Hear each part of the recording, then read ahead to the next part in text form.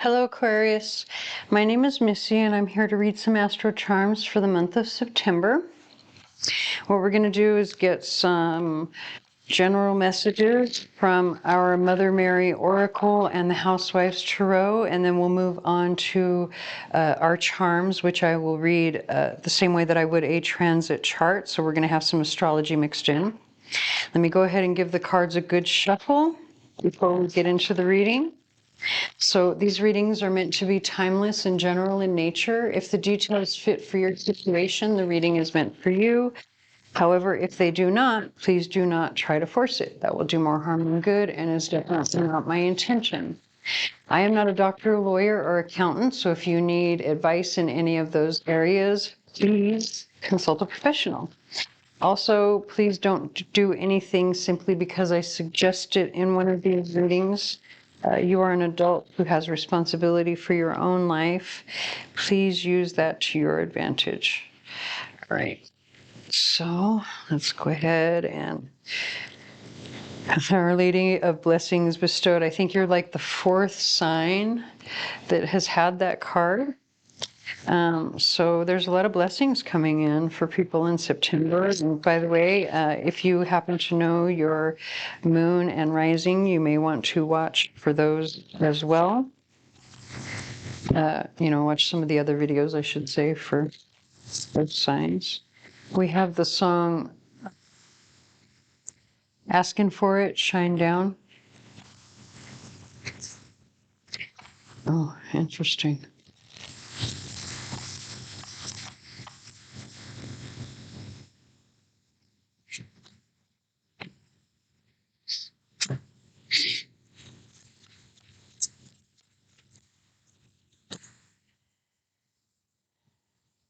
That's a lot.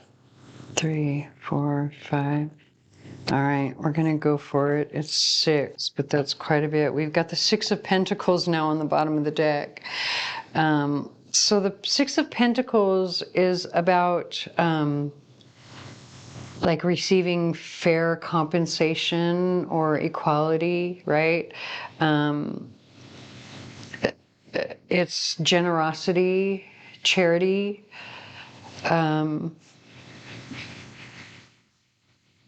Receiving what is just or rightfully yours, right? Like there's a balance to it there. All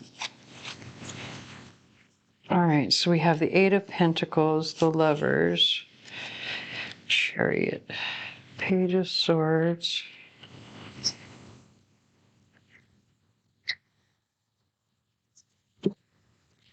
and Our Lady of the Rose Child. And look at, we've got these 2 pages here, and they look like, he looks like it's the same kid, and he looks like he's getting into trouble, regardless of what he does. And look at, here's somebody crying over it. So somebody's, and then you know what? Look at, with this song, he keeps saying like,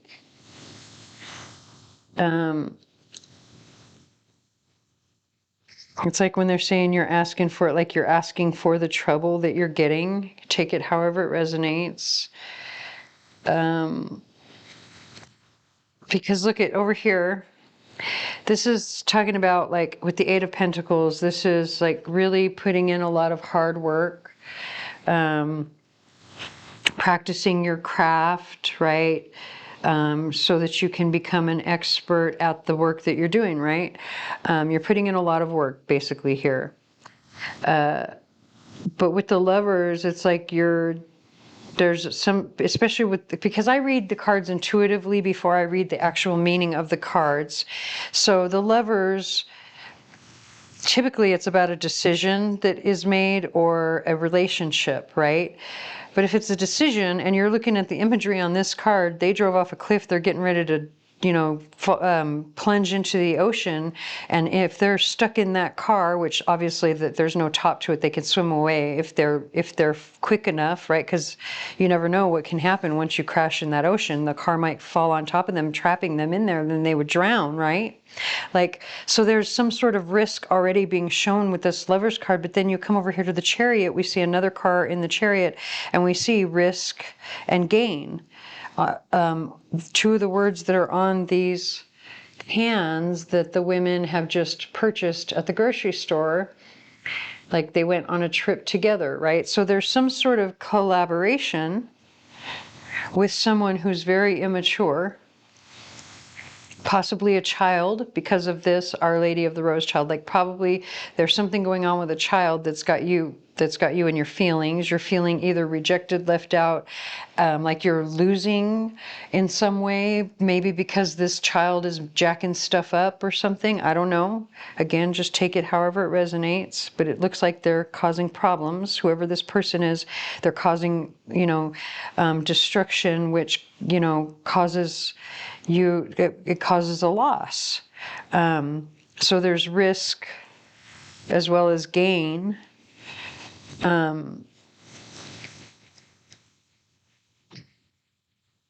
feel like this is saying you have to be really fair in your judgment, because these are the cards now that were on the bottom of the deck, and we've got one more page. So here's that same kid, right? Only now he looks very innocent and angelic, and oh my God, how could this kid get into any trouble? Look at how cute he is, right? I feel like it's saying use your best judgment, try to be fair. Like maybe this person, they're not trying to jack stuff up, right? Like they don't mean to mess anything up. They're just, they don't have the experience because it's all pages. Those are the only court cards here, and they're all pages. A very immature, childish energy. Also with this judgment card, try not to be too hard, not only on yourself, but on them. We have the song, See You Again, Carrie Underwood.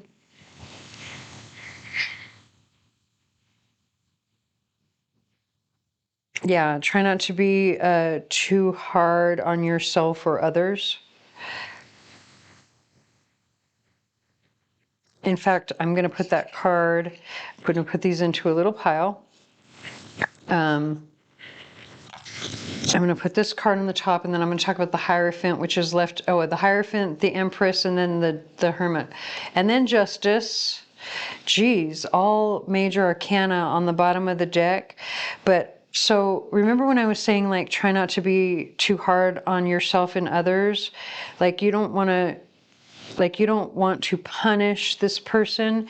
You want to actually use your wisdom to help them find the recipe for success, so that you can then go off and relax and take care of yourself the way that you need to, right?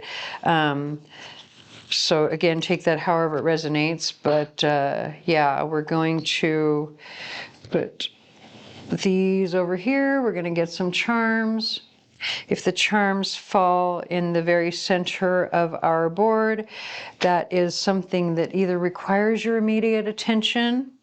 It could happen immediately after you watch this reading, or it could just be the main theme for the month of September. If it falls on the rest of the board, the timing of it is for September itself. The green ring is for anywhere from a month to 3 months after you watch the reading.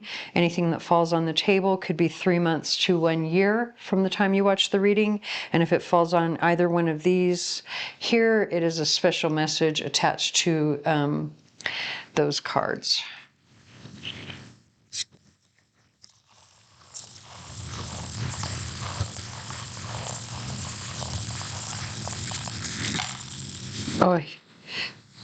Oh, one of them tried to jump off the table, but thank God it stopped. And that one was actually, give a girl the right shoes and she can conquer the world. It's a quote by Marilyn Monroe. And so that's coming out over the third house, which tells me there's some sort of communication that needs to happen, that could possibly solve some issue, right? And that is coming from anywhere from 3 months to a year out from the time that you watch this reading. The letters can represent people, places, or things that are important to these areas of life, which I'll get to in just a second. So we have the letters C, R, U, and X. Now, We're going to start here in the very center because this is going to be like the main focus for the month, or the immediate, what you should focus on immediately, and that is actually a piece of rutilated quartz.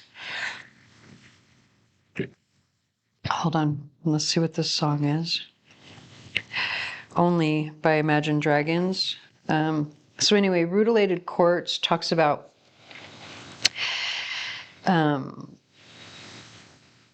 it's a connection stone, right? It's like your connection to the angels or your guides, in order to, like, the rutilations in the quartz serve as a sort of, it's like the telephone line, between you and your aunt that lives in New York, right? This is like the telephone line between you and spirit. That's what the rutilation, or the strings of gold, or the rutilations of gold in there that are, that's what they do. So it's saying that you need to focus on your connection, either your connection to your higher self, your connection to your ancestors, your family, to spirit, to whatever. That should be not just your main focus, but your immediate focus. Also, because you have the mountains here, it's mainly in these two houses, being the third and fourth houses, but it's also in the center, as well as these two letters. So, this is, first of all, with the mountain, that represents an obstacle that needs to be overcome. It could be an obstacle related to the letters C and R, or any of them on the board, really, but mainly these two letters.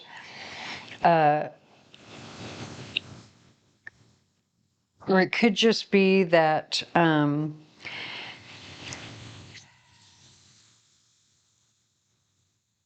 something about the home life isn't really conducive to meditation or to getting in contact with spirit. There's something about that, because there's obstacles at home, especially with communication around the home.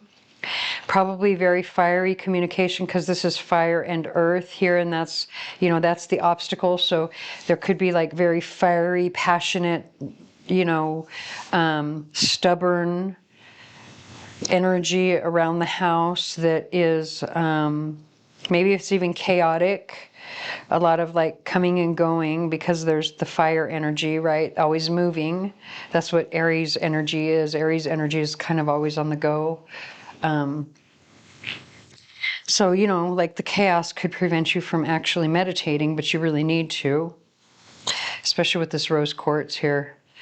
And actually, it's saying that in order, well, not only to help in your relationship with others, but also to, to sort of balance out your joint finances a little bit, because that's what the 8th house is. It represents. And then we have this desert rose. Sorry, hold on. We have the song Deal With It, Ashniko, which is interesting because we have this in the house of others. I was just getting ready to talk about this piece of desert rose, where it is saying, first of all, when it comes to others, you need to take care of yourself first, because of the rose quartz here. So you need to tell somebody, deal with it, number one. It could be your spouse, but it doesn't have to be. It could just be someone else that you feel responsible to or connected to in some way. Especially if they're a frenemy or competition, or you were partnered with them in some way. But it's saying also that to be gentle, like in your communications with them, especially in the first couple of months, like the first 3 months from the time you watch this reading. Also in the 5th house, there could be some surprises coming regarding your children. It could also be regarding these two letters here. If it's not children, it could, but more than likely it is, because of what this charm is. It was one that used to belong to my granddaughter, who is too old for it now. And this is my charm that represents surprises, usually pleasant surprises, but I think it's a surprise nonetheless. If you don't have children, or it's not a surprise regarding children, it has to do with like creativity or creative endeavors, or your like romance. Also in the 10th house, there's a little bit of like either confusion or uncertainty when it comes to your career. So maybe that's coming in together in terms of creative stuff, right? Maybe your career is creative in nature.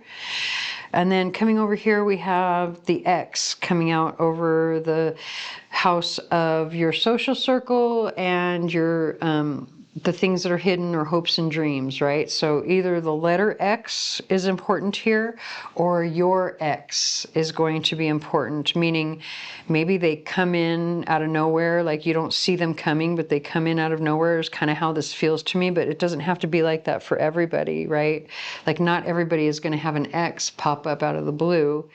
It could be that, you know, there's something behind the scenes, right? That has to do with like the way that you network or your social circle or something that has to do with the letter X. Okay, so I hope that resonates. If it does not, please stick around. There may be another reading for you here on the channel that does. Please like, share, comment, subscribe, tell your friends, hit the notification bell, whatever you can to help me get my channel out there as I'm new here. And I thank you for watching.